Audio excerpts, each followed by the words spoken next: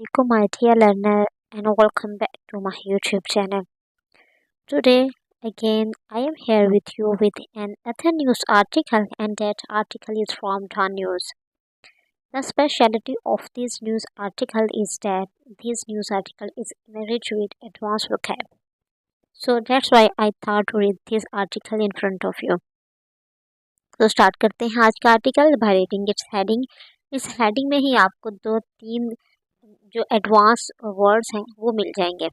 Pakistan war to hunt perpetrator of Karachi attack.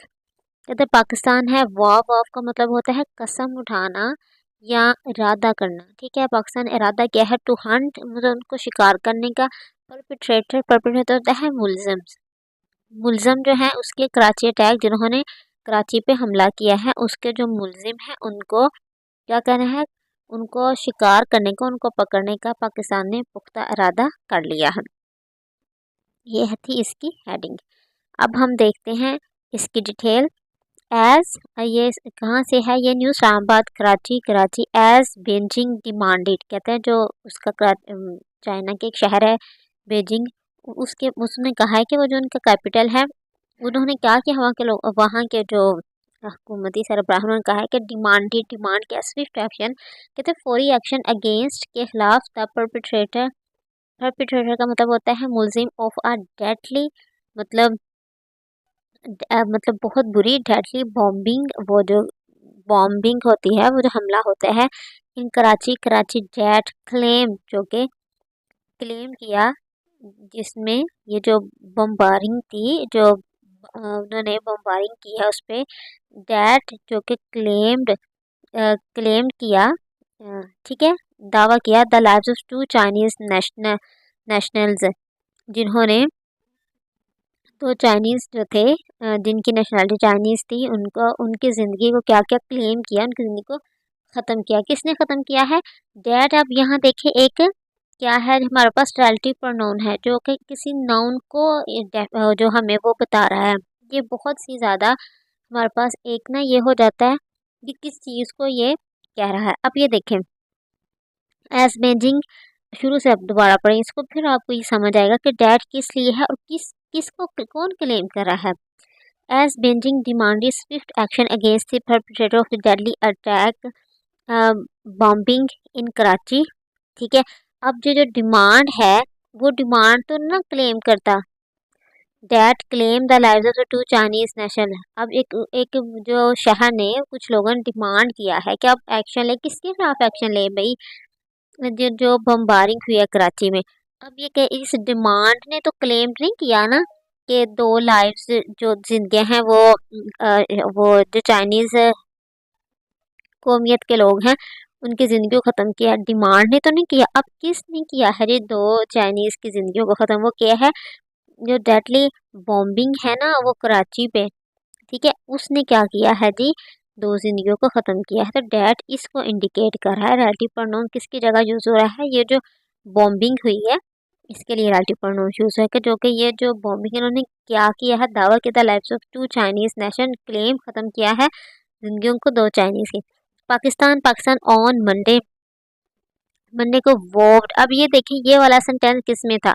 अब ये sentence आपने मुझे बताना है। मैं बहुत बहुत दफ़ा आपको हिंट दे चुकी हूँ कि जिस सेंटेंस में हेल्पिंग वर्ब नहीं है वो सेंटेंस कौन सा है। ठीक है, मैंने अगेन आपको एक हिंट दे दिया है, लेकिन ये आप पे है, आप किस तरह इसको लेते हैं और किस तरह आप मुझे बताते हैं कि ये कौन सा सेंटेंस है। सिंपल से 2 वर्ड हैं इसका answer. Pakistan on Monday vowed to track down. अब देखिए दी, वॉव का मतलब होता है कसम उठाना, ठीक है। टू ट्रैक डाउन का मतलब होता है मतलब उसे पकड़ना, तो अपनी गिरफ्त में लेना, ठीक है। टू क्रैक डाउन पकड़ना। द असेलेंट का मतलब होता है जो मुलजिम है, जिन्होंने कोई गुनाह किया होता है। असेलेंट वोविंग कसम उठाना या इरादा किया डैट के। द बारबेरिक अटैक का मतलब है ये जो वहशियाना फेल है, ठीक है। कोई अगर यहाँ कोई अटैक हुआ है हमारी कंट्री में तो मतलब वहशियाना अमल है। किसी भी चीज़ को हम लोग कहते हैं, मतलब किसी गर्ल्स का रेप हुआ तो हम कहते हैं ये एक वहशियाना अमल है, ठीक है। इस बारबेरिक अटैक तो इसलिए कहीं कोई ऐसा मतलब टेररिस्ट अटैक हुआ जहाँ बहुत से लोग जो हैं वो अपनी ज़िंदगी की बाजी हार गए हैं, तो उसके लिए हम क्या कहेंगे, वहशियाना अमल था कि भाई आपने नमाजियों के ऊपर जाकर खुदकुश हमला कर दिया, तो उसके लिए हम क्या वर्ड हम कहते हैं, वहशियाना मतलब क्या, बारबेरिक अटैक। ये एक वहशियाना अमल है। वुड नॉट गो अनपनिश्ड कहते हैं कि ये देखो, वुड नॉट गो अनपनिश इसकी किसके लिए यूज़ कर रहे हैं, वो कह रहे हैं कि ये जो है ना वहशियाना अमल करने वाले, वुड नॉट को वो नहीं जाएंगे अनपनिश के, वो बिना सजा के वो नहीं बच सकते, उनको सजा ही मिलेगी। किनको, इन मुल्ज़िमों को। एक तो उन्होंने ये उन्होंने कसम इरादा किया था कि उनको शिकंजे में लेके आएंगे मुल्ज़िमों को, और दूसरा उन्होंने क्या किया था कि जो वशियाना अमल है ना, वुड नॉट गो अनपनिश, इसको ये जो वशियाना अमल है ये इसको हम ऐसे ही नहीं छोड़ देंगे, इसको अमल को करने वाले को हम ज़रूर सजा देंगे।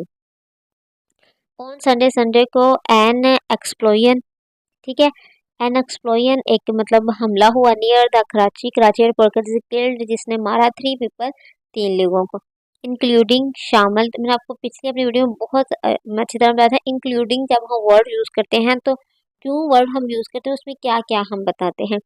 इंक्लूडिंग 2 चाइनीज सिटीजन, उसमें 2 चाइनीज सिटीजन थे, एंड इंजर्ड और उन्होंने ज़ख्मी किया, ओवर अ डज़न और दर्जनों के हिसाब से लोगों को उन्होंने ज़ख्मी कर दिया था। अब आप ये देखें, यहाँ भी वर्ड यूज़ हुआ है, the attack was claimed, claimed यहाँ एक और वर्ड यूज़ हुआ। आप कहेंगे मैम ऊपर तो आप क्लेम बम्बारिंग के लिए कह रहे थे कि उसने ये बम्बारिंग के लिए क्लेम का वर्ड यूज़ है। यहाँ एक वर्ड का एक मीनिंग नहीं होता, हम इसे फैंसी राइटिंग में भी यूज़ कर सकते हैं, मतलब डिफरेंट डिफरेंट मतलब अपनी सेंस के मुताबिक उस वर्ड को हम यूज़ करें उसमें। अब देखें, the attack was claimed, attack was claimed, was के बाद V3 है तो ये है पैसिव वॉइस का है। तो जो हमला था वाज क्लेम्ड, इसका दावा किया गया था, किसके से दावा किया गया था, by the Majeed Brigade of the Baloch Liberation Army, a banned separatist of outfit. कहते हैं कि ये जो दावा किया गया था मजीद ब्रिगेड ने किया था, जो बलोच लिबरेशन आर्मी से है, बैंड, जिस बैंड मतलब ये क्या है, ये V3 है। आप कहेंगे अच्छा V3 तो है तो इसका हमें हेल्पिंग वर्ब इज आ रहे हैं वॉज पर भी, फिर मैम आप बताएं। तो ये जो है ये हमारे पास क्या है, पास्ट पार्टिसिपल है।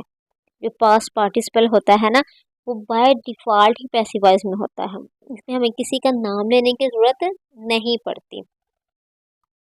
तो जो पार्टिसिपल्स होते हैं इसमें इज आ रहा है, वाज और हेल्पिंग वर्ब नहीं होता, इसमें डायरेक्ट हम ING के फॉर्म यूज़ कर देते हैं, V3 यूज़ करते हैं, ये इस तरह होता है। कहते हैं अब बैंड, कहते हैं एक जिस पे बैन किया हुआ है, सेपरेटिस्ट आउटफिट, ऐसा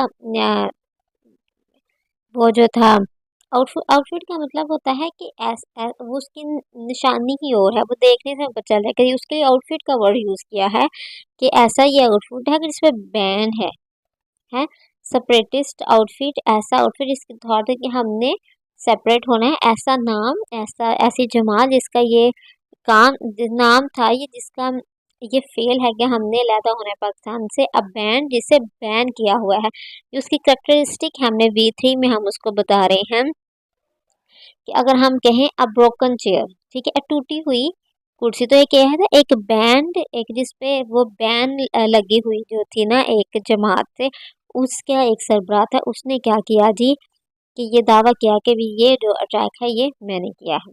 ठीक है, आई होप कि आपके लिए इतना सा जो मेरा पढ़ा हुआ आर्टिकल है आपके लिए बहुत बेनिफिशियल रहा होगा, क्योंकि इसमें बहुत ज़्यादा एडवांस वर्ड थे।